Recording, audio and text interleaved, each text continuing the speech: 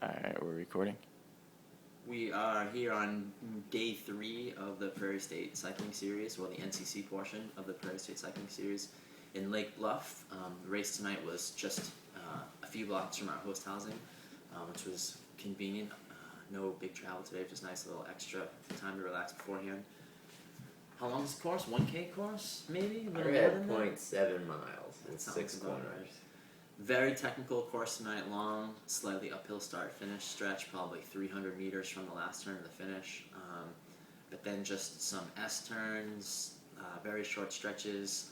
Kind of felt like a rally race tonight, or like kind of an F1 course. It's definitely like a top speed on the course where by the time you finished, before you finished accelerating, you were getting the next corner. So definitely a driver's course tonight. It was good for us.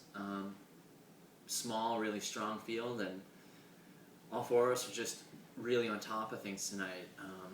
Guys were really aggressive. We were always in moves, and so many things looked good.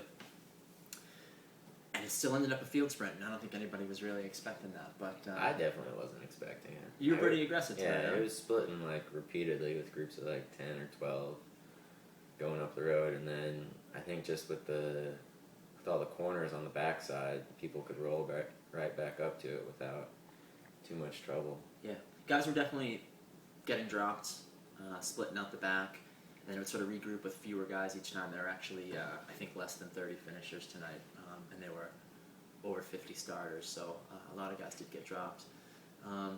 We just did a good job of always having 2 guys in every split. Sometimes we'd have 3 guys in the split, so it just really felt like we were doing things right.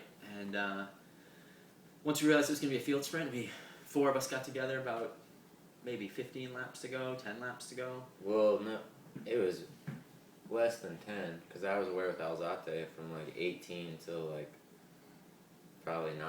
Right. And then I came back and gathered myself. And I had already hooked up with Shane, and then Jackie joined us, and the 4 of us really made a big push with going into 3 laps to go. There's just a lot of guys fighting behind UHC, and we decided after last night to set up behind the chaos and then go over the top of it, which was a good plan, except it just got a little chaotic, huh? Yeah, people were crashing in the corners.